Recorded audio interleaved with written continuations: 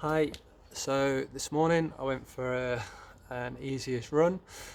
Following yesterday, I had a harder run with some technical off-road up and downhill sections. So today I'm a bit achy in and around my glutes and in my hips and in my lower leg. So wanted to just show you what sort of mobility exercises I did prior to my run today, which allowed me just to run that little bit easier. As runners, we tend to just like to head out the door and get straight onto our run. Sometimes just spending a few extra minutes just getting loose and getting a bit more mobile can get you into the flow of your run just that little bit quicker. Some days our runs, it can take us 15 minutes or so. Certainly takes me that long to at least to get into it. Well, on some days you might be over half of your run duration at that point. Whereas just by spending a little bit of time getting to know your body a little bit more, sort of post run and the next day, being aware of what your recovery is like, might just enable you to get into your running flow a little bit quicker when you do get out for your run. So I'm going to record it, we're going to time it, and just to highlight, it doesn't have to take absolutely ages, and yeah, see what it looks like from there. Okay. So first bit I was going to do was some arms, starting up the top, throwing the arms out wide, squeezing your shoulder blades back, different directions as well.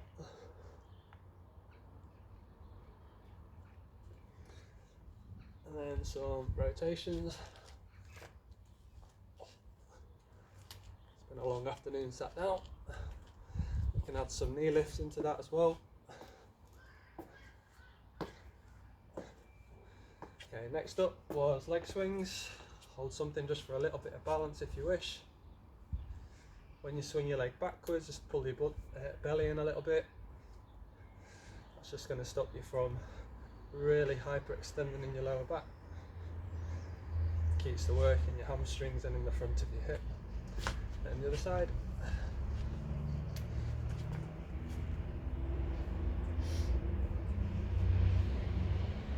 If you don't need any balance support, it's quite a good waken for your ankles and your feet as well. And then side to side ones. Again, keeping everything pointing forwards.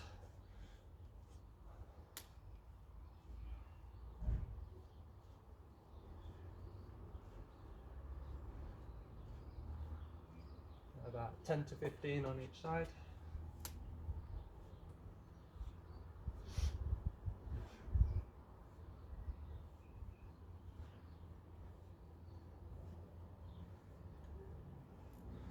Then I'm going to go into some hamstring and lower back work. So first of all, I'm just going to reach down, bend at the hips a little bit, let everything drop down. I can tuck under my toes and give it a little bit of a ease down. Go again, fold over, reach and stretch. A little bit of give at the knees if you're as tight as I am in the back of my legs. Another one. This position is sometimes frowned upon a little bit, but because there's no extra weight across my shoulders, it's not an unsafe position to get into if you just take a little bit of care with it. Next up, stiff leg deadlift. So this time I am going to maintain a little bit of posture, tip at the hips, reach down, get a pull and a stretch, come back up, switched on through my middle.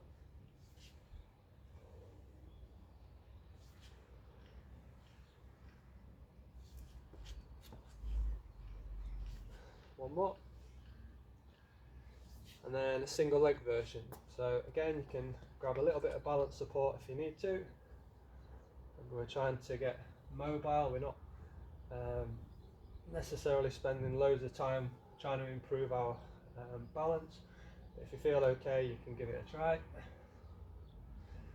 Again, there's a little bit of a bend in the standing leg, but it's not locked out straight, but it is fixed, encouraging you to move from your hip.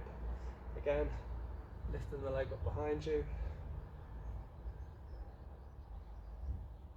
I'm not arching my head to look upwards, I'm taking my gaze down with me.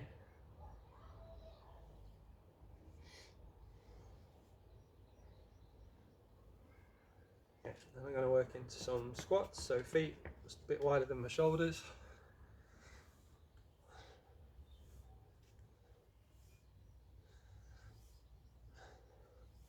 And keeping the heels down, open up the hips, and drop down, hands together, elbows inside the knees, just gently pushing outwards. And then you can have a wriggle around there.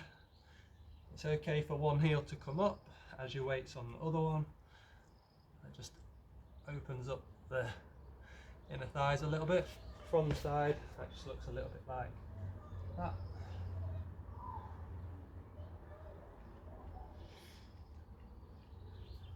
And then we're going to work on just a little bit of stretch reflex in the lower legs, stiffness through the knees, just to get a nice strong stiff bounce. We're going to do 20 tiger jumps.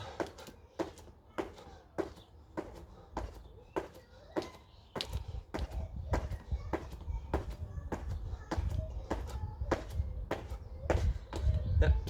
Next up, just a few reverse lunges. Standing on one leg, dropping back, spring up into a knee lift, picking the toes up as well, coordinate the arms well, and the other side, 5 or 10, driving up out of the floor, up.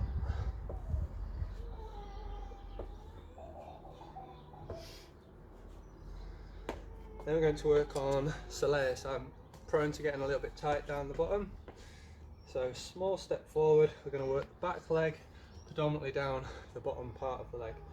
I'm going to ease this knee forward, stand back up, push in, trying to keep this heel down, trying to get the stretch low down into the leg.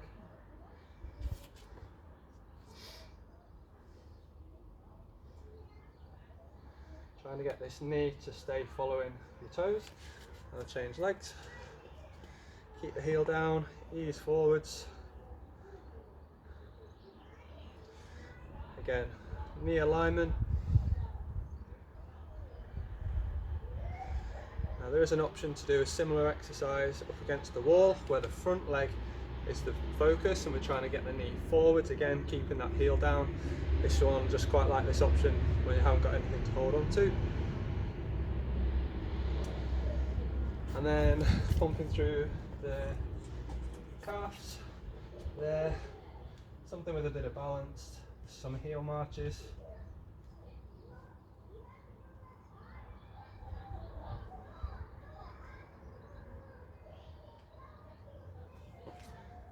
And then a bit of work just to open up the hips, just so that will allow our glutes to help drive us forward.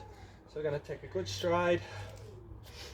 From there, we're going to tuck your tailbone underneath you, pull your belly in, and then from there, you're just going to ease that hip forward and relax. Driving forward, squeezing and initiating from the posterior side. If you don't feel that pull up through your hip flexor,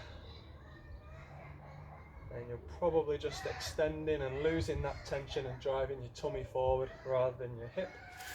To the other side, again, tuck underneath, brace, ease forward.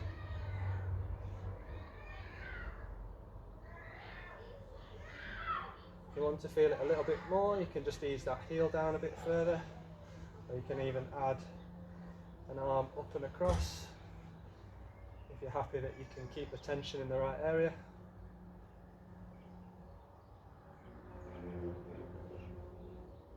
And then last little bit on one leg, going to tap forward, tap out to the side, tap back, forward, out to the side, back. Well, that 3, we'll do 5. Again, just keeping that alignment through your standing leg. One more. And then on the other side, from there, tap. 1, 2, 3, 4. Last one. There we go. Okay, so that was just under 8.5 minutes. So you could do that a little bit quicker by getting a bit more familiar with it and me not having to talk to you whilst doing it. If you're particularly susceptible to certain areas, so your lower legs are always tight when you get going on a morning, then spend a bit more time on the lower body area, add another 5 or 10 repetitions or do a couple of sets of it.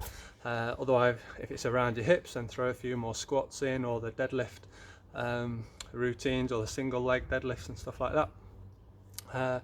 When you get to go out on your run, still just take it easy as you get going, allow your body to warm up, get a feel for how your body feels, listen to what it's telling you, and then progress into your run from there. So hopefully that was helpful, and yeah, enjoy your warm-ups.